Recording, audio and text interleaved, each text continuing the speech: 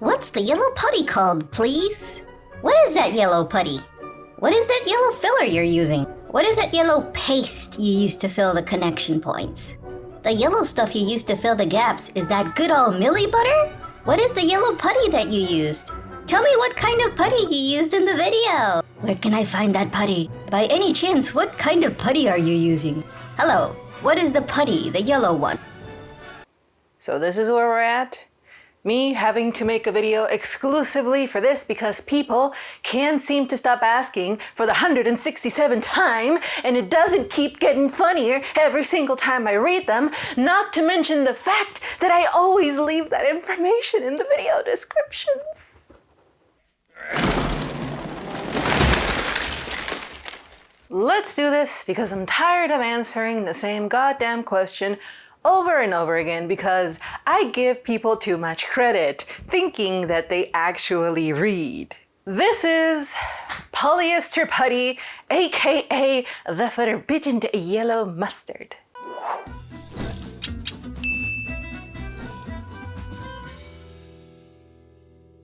And if this is your first time on my channel, hi. My name is Leona, and I've been painting anime figures for a good 17 years, so I think I may know a thing or two about model painting.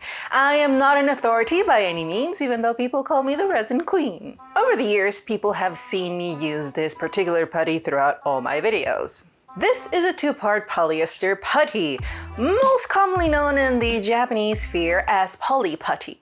And people have been constantly asking me about it, even though I repeat it several times in all my videos.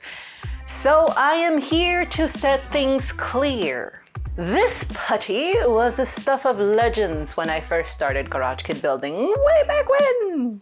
This stuff was extremely hard to get back then because unless you were in Japan physically, you weren't able to buy this easily anywhere because shit's flammable unless you actually went to Japan and purchased it yourself. This was not sold anywhere, online or in any shop, at least in the United States and to my knowledge Canada as well.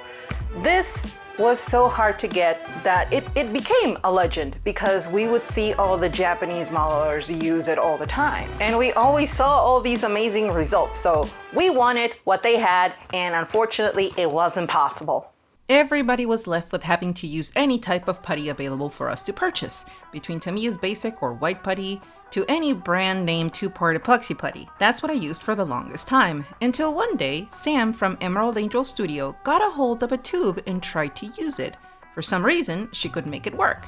Then I had a go at it, and it worked just fine for me, and I made the switch ever since. I've been using this for the past 7 years. I've replaced every and all putty with this, and I'm never going back. I use it for several different reasons. It's easy to use, it's versatile, it dries or cures fairly quickly, and it sands easily. And for someone that exclusively worked on commissions up until 2019, I had to work fast. I didn't want to have to wait 6 to 8 hours for the epoxy putty to dry and be able to continue to work. This putty comes in two parts, the base and the catalyst or activator. The way you use it is you squeeze out the amount of base you want and then squeeze out the equivalent of 2% of your activator. Basically, this is a 98:2 ratio. You mix it well and you apply it to the kit or whatever application you want to use it for. You can use it as a gap filler like you've seen me do in all my videos. You can fill small holes or even seam lines with it, and you can even use it to sculpt. In fact, poly putty is mainly used by Japanese sculptors to make their prototypes, but it was also generally used for this since way back when. It starts to cure in 25 minutes and fully hardens in 45. If you add more activator to the mix, it does cure faster, so be careful if that's not your intention.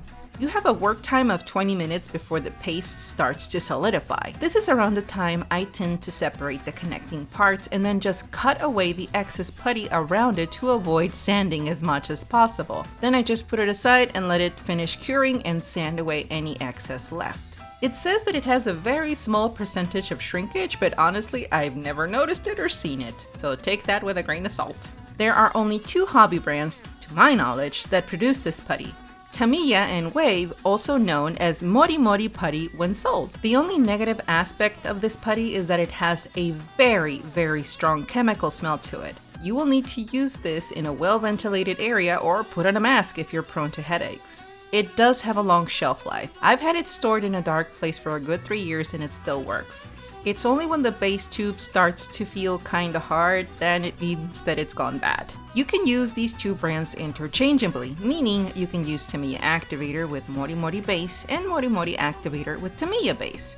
So if your Tamiya Activator went bad, Mori Mori sells it separately and you can use it to save your putty. A bonus tip, if you want to thin it out and make it even more runny, you can just add a drop or two of Hobby base lacquer like Mr. Hobby or Gaia Notes. It does slow the curing process time, but it will cure nonetheless.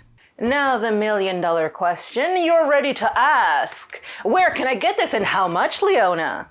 I have sad news for you, even though I'm smiling. Because it's still sad. Very sad. You know, jokes is how we cope with sadness sometimes and depression. I was able to get this putty since before the pandemic through Amazon.